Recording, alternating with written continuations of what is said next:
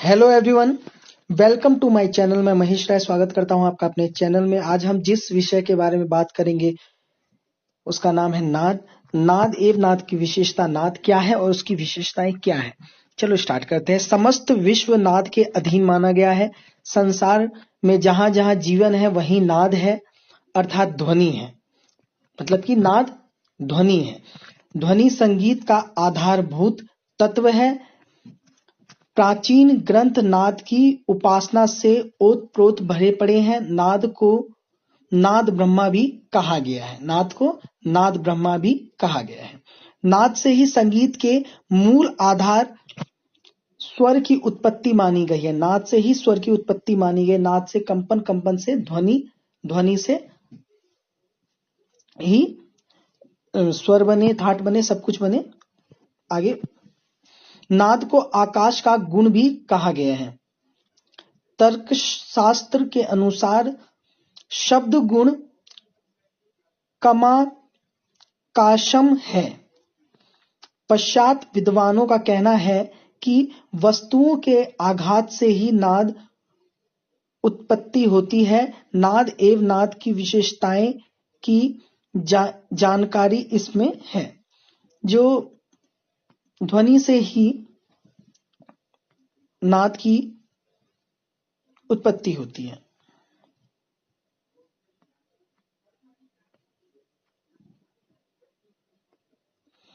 आगे चलते हैं। मानव देह से नाद की उत्पत्ति के स्थान है वो जो 5 माने गए हैं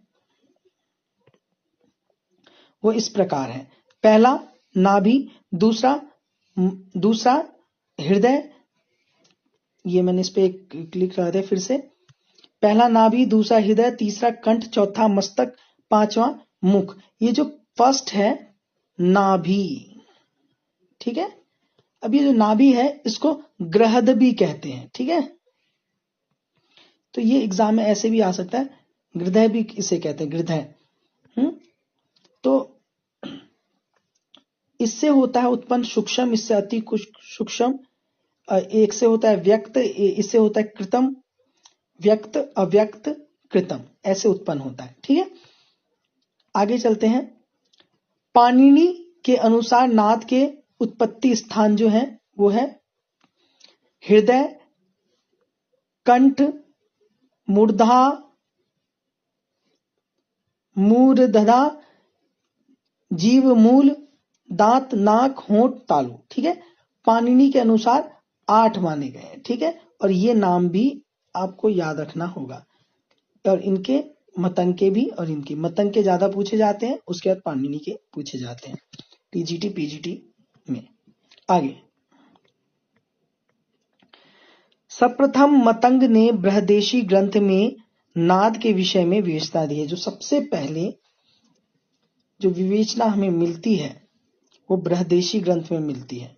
नाद की जो विवेचना सबसे पहले मिलती है तो वो बृहदेशी ग्रंथ में मतंग द्वारा मिलती है। मतंग अनुसार नाद के 5 प्रकार है। मैंने आपको बताया था अभी 5 प्रकार है। सूक्ष्म, अति सूक्ष्म, व्यक्त, अव्यक्त और कृत्रिम। ये 5 प्रकार किसके हैं? आहत नाद के, ठीक है। तो आपसे ऐसे पूछा जाएगा ये आहत नाद के कितने प्रकार माने हैं मतंग मुनि ने, या आहत नाद के, ठीक है, ऐसे ही पूछ सकते हैं, ठीक। घुमा फिरा के पूछेंगे। तो 5 प्रकार माने हैं मतंग मुनि ने। चलो आगे चलते हैं। अलंकार कौस्तुभ के द्वितीय स्तंभक में बताया गया है कि नाभि देश के ऊर्ध्व भाग में स्थित हृदय स्थान से ब्रह्म रंध्रनाद में प्राण संज्ञक वायु शब्द को उत्पन्न करता है। उसी शब्द को नाद कहते हैं।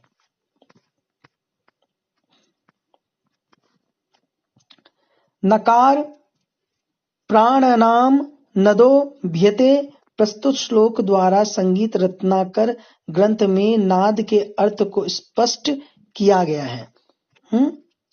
तो ये पूछ दिया जाएगा, ये श्लोक पूछ दिया जाएगा आपको। ये श्लोक और पूछ दिया जाएगा कि ये किसने कहा है। ठीक है, तो ये किसने कहा है? संगीत रत्नाकर में ये कहा गया है सारंगदेव द्वारा। संगीत रत्नाकर ग्रंथ में नाद के प्रमुख दो भेदों का भी उल्लेख किया गया है, एक है आहत, एक है अनाहत। तो कौन से दो भेदों का प्रयोग किया गया है?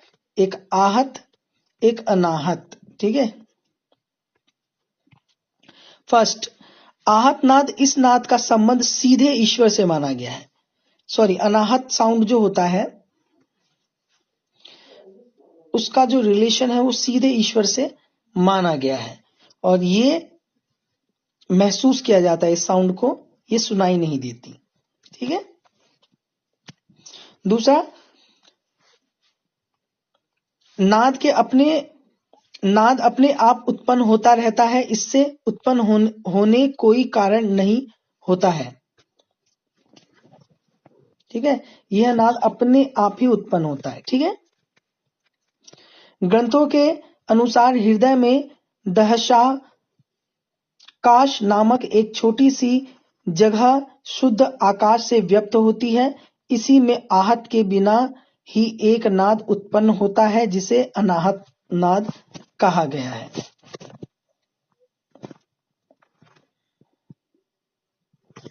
तो यहाँ पे ये देखिए, हृदय में, जो हृदय के अंदर है, हृदय में दहशाकाश नामक एक छोटी सी जगह होती है, जिसे शुद्ध आकाश से व्यक्त होती है। ठीक है, उसमें अनाहत साउंड का होता है। योग की विभिन्न अवस्थाओं को पार करके ही हम अनाहत नाद को सुन सकते हैं। अगर हम योग साधना के अंतर्गत ही हम इसको सुन सकते हैं, ये ऋषि मुनियों को प्राप्त होती है। अब हम आहत नाद की ओर चलते हैं, जो सुनाई दे। आहत का मतलब होता है किसी चीज पे आहत करके साउंड करना, जो नॉर्मल लोग सुन सकते हैं। आहत नाद, जब कोई दो वस्तुएं आपस में टकराती हैं तो जो नाद उत्पन्न होता है उसे आहत नाद कहते हैं। आहत नाद, जब कोई भी दो वस्तु आपस में टकराती है और उससे जो साउंड तो निकलता है वो आहत नाद कहलाती है। भौतिक जगत का आधार आहत नाद ही है। संगीत में भी इसी नाद का प्रयोग होता है। संगीत में अनाहत साउंड का प्रयोग नहीं होता, आहती का होता है। संगीत रत्नाकर ग्रंथ में नाद की 3 विशेषताएं बताई गई हैं। तो ये भी पूछा जा सकता है कि कितनी विशेषता बताई गई है? तो 3 नाद की। ठीक है, किसने बताई गई है? संगीत रत्नाकर। किसने लिखा है? सारंगदेव ने। ठीक है, विशेषता कितनी है नाद की? 3। पहला, नाद की तारता, दूसरा नाद की तीव्रता, तीसरा नाद का गुण। ठीक है, आगे चलते हैं। अब एक एक को एक्सप्लेन करते हैं। नाद की तारता, इसे नाद का ऊंचा नीचापन भी कहा जाता है। ठीक है, नाद की तारता, ऐसे पूछ दिया जाता है क्वेश्चन कि नाद की तारता से आप क्या समझते हैं, या ऑप्शन दे देंगे नाद की तारता से इनमें से क्या अभिप्राय है, इस तरीके से कुछ भी घुमा फिरा के दे सकते हैं। तो नाद की तारता, इसे नाद का ऊंचा नीचापन भी कहते हैं। यह गुण नाद की प्रति सेकंड होने वाली आंदोलन संख्या पर निर्भर करता है। नीची ध्वनि मोटी तथा ऊंची ध्वनि पतली होती है। जो ध्वनि नीचे होती है वो मोटी होती है, और जो ऊपर होती है वो पतली होती है। आपने हारमोनियम बजाया है तो आप हारमोनियम देखो, जो खरज होता है, मंद सप्तक होता है, या नीचे के स्वर जो होते हैं वो काफी मोटे होते हैं। जो हाई स्केल होता है, तार सप्तक होता है, उसके जो ऊपर के स्वर होते हैं वो बहुत ज्यादा पतले होते हैं। तो नीची ध्वनि मोटी तथा ऊंची ध्वनि पतली होती है। जैसे स्त्रियों की आवाज पतली तथा पुरुषों की आवाज मोटी होती है। तारता सोनोमीटर इस यंत्र की सहायता से नापा जा सकता है। तारता को कौन से मीटर से नापा जा सकता है? तो ये सोनोमीटर यंत्र से मापा जा सकता है। ठीक है। आवृत्ति जितनी अधिक होगी तो तारता भी उतनी ही ज्यादा होगी। याद रखना कि तारता में ना, तारता का एक सीधा रूल है कि अगर ज्यादा ज्यादा लिखा है तो उसमें ज्यादा होगी, कम कम में कम होगी। आवृत्ति जितनी अधिक हो रही है तो वो भी अधिक हो जाएगी, ज्यादा हो जाएगी, मतलब कि अधिक हो जाएगी। तारता भी उतनी अधिक हो जाएगी। अगर कम होती तो कम हो जाती।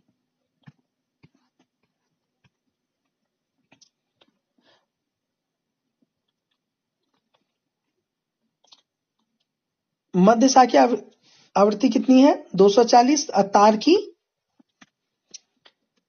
480। क्या किया इन्होंने? 240 को इंटू 2 से कर दो तो आ जाएगा, या 240 को 240 में प्लस कर दो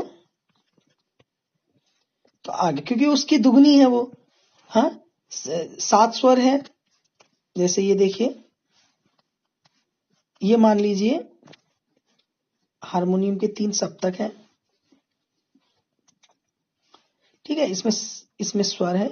ठीक है, 7 स्वर है इसके अंदर, कोमल शुद्ध विकृत तीनों। ठीक है, ये पहला हो गया, ये दूसरा हो गया, ये तीसरा हो गया। ये सप्तक जो है ये 240 है। तो ये कितनी होगी? इसे जोड़ के कितनी होगी? तो ये भी 240 ही होगी। सिंपल चीज ये 240 है, तो ये कितनी हो जाएगी? ये हो जाएगी 480। नाद की तीव्रता, इसे नाद की प्रबलता, अवलता या छोटा बड़ापन भी कहा जाता है। तीव्रता आघात की शक्ति पर निर्भर करती है। तीव्रता जो होती है वो आघात की शक्ति पर करती है। जब भी कोई तानपुरा होता है, उसे जैसे आप तार पे आघात करोगे तो तीव्रता उसी के आघात पे डिपेंड करती है कि आप कितनी गति से उसे आराम से आप आघात कर रहे हो या तीव्रता के साथ आघात कर रहे हो। तो वही लिखा है, तीव्रता आघात की शक्ति पर निर्भर करती है। हम एक स्वर को जोर से भी बजा सकते हैं तथा धीरे से भी। ठीक है, एक ही स्वर को हम धीरे से भी गा सकते हैं, तेज से भी। आघात जितना जोरदार होगा उतना ही नाद तीव्र होगा तथा दूर तक सुनाई देगा। मतलब कि कोई भी चीज होगी उस पर आघात, आप तानपुरा है या वीणा है, उसके किसी भी तार को आप तेज से आघात करोगे उस पे, तो उसकी जो साउंड है वो ज्यादा देर तक रहेगा, ज्यादा दूर तक जाएगा और ज्यादा सुनाई देगा। तो ऐसे ही पूछ सकते हैं। ठीक है, तीव्रता वस्तु के कंपन संख्या विस्तार पर निर्भर करती है। कंपन विस्तार में तीव्रता घटती या बढ़ती है, तारता नहीं। ठीक है, कंपन विस्तार में तीव्रता घटती या बढ़ती है लेकिन तारता नहीं। तीसरा चलते हैं, नाद का गुण। नाद के क्या गुण है?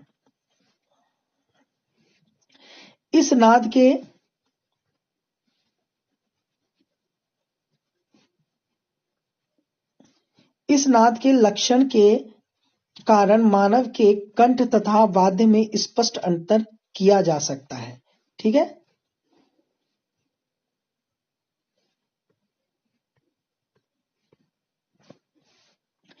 इस नाद के लक्षण के कारण मानव के कंठ तथा वाद्य में स्पष्ट अंतर किया जा सकता है। आगे, साधारण शब्दों में हम यह कह सकते हैं कि नाद का गुण वाद्यों की बनावट एवं स्वयंभू स्वरों पर निर्भर करता है।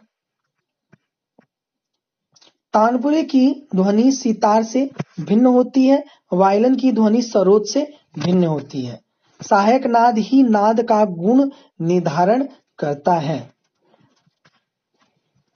सहायक नाद मूल नाद से दुगुना, तिगुना, चौगुना, पचगुना, छगुना अर्थात वैज्ञानिक क्रम में मूलतः स्वर 2:3, 3:4, 4:5, 5:6 6 आदि के अनुपातों से उत्पन्न होते हैं।